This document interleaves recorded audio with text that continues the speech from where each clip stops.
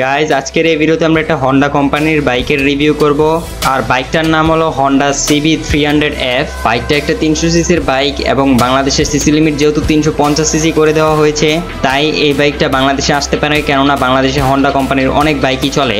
আর আসলে এই বাইকটার দাম কত হবে, এছাড়া এই বাইকের স্পেসিফিকেশন হিসেবে আমরা কি কি পাচ্ছি সেগুলো আজকের এই ভিডিওতে জেনে নিব। তো চলেন আর বেশি কথা না বাড়িয়ে ভিডিও মেইন টপিক নিয়ে কথা বলি। বাট ভিডিও মেইন টপিকে যাওয়ার আগে আপনারা যারা এখন আমার চ্যানেলটিকে সাবস্ক্রাইব করেননি সাবস্ক্রাইব করে দিন ভাই। দেখেন সাবস্ক্রাইব কিন্তু ফ্রি হয়, করতে কোনো টাকা লাগে না, যেহেতু সাবস্ক্রাইব করাটা ফ্রি হয় তাহলে দেরি কিসে, এখনই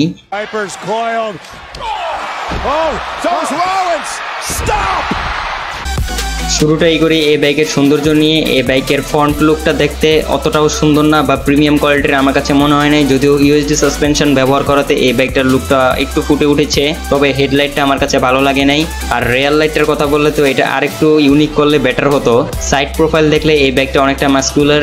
ওভারঅল যদি বলি সেক্ষেত্রে এই বাইকটার লুকস ঠিকঠাক আছে একটা নেকেড স্পোর্ট বাইক হিসাবে। যাই হোক, লুকসের বিষয়টা দামাচাপা দিয়ে এখন কথা বলি এই বাইকের ইঞ্জিন নিয়ে। এই বাইকের ইঞ্জিন হিসাবে আপনারা পাবেন 293.52 সিসির 4 স্ট্রোক টুবাল সিঙ্গেল সিলিন্ডার অয়েল কুলেটের SOSCর একটা ইঞ্জিন। এই বাইকের এই ইঞ্জিন দিয়ে আপনারা এই বাইক থেকে ম্যাক্সিমাম পাওয়ার পাবেন 24.1 হর্স পাওয়ার এট 7500 RPM এবং ম্যাক্সিমাম টর্ক পাবেন 25.6 নিউটন মিটার এট 5500 RPM। এই বাইকের ইঞ্জিন একটা জিনিস খারাপ লাগলো, সেটা হলো এই বাইকের কুলিং সিস্টেম। এই বাইকের লিকুইড কুলিং সিস্টেম দেওয়াটা বেটার হতো, তবে অয়েল কুলিং সিস্টেমটা অতটাও খারাপ না।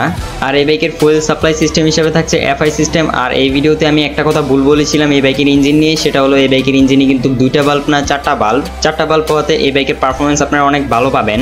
এই বাইকের এই পাওয়ার কনফিগার দিয়ে আপনারা এই বাইক থেকে সর্বোচ্চ গতি তুলতে পারবেন 140 কিলোমিটার উপরে এবং সর্বোচ্চ মাইলেজ পেয়ে যাবেন 20 থেকে 30 কিলোমিটার আশেপাশে। ইঞ্জিনের পর এখন কথা বলি এই বাইকের টায়ার এবং ব্রেক নিয়ে। এই বাইকের ফ্রন্ট হুইলে আপনারা পাচ্ছেন 110/70 সেকশনের টায়ারের সঙ্গে 276 মিলিমিটার ডিস্ক উইথ ABS এবং রিয়ার হুইলে আপনারা পাচ্ছেন 150/60 সেকশনের টায়ারের সঙ্গে 220 মিলিমিটার ডিস্ক উইথ ABS, অর্থাৎ এই বাইকে আপনারা ডুয়েল চ্যানেল ABS পাচ্ছেন।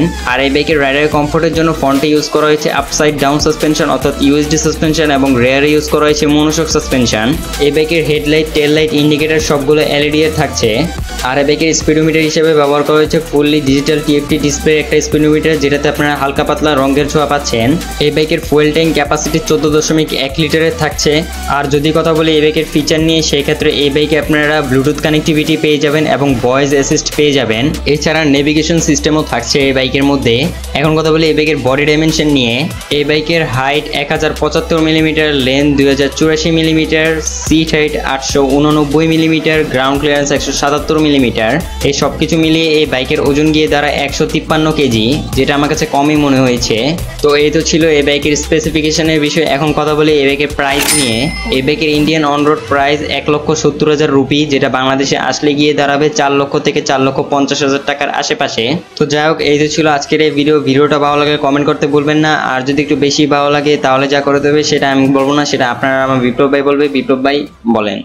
एक तो लाइक और शेयर ठोक दीजिए, महाकाल का लाइक और शेयर ठोक दीजिए, 5000 लौटे दिख जाना चाहिए।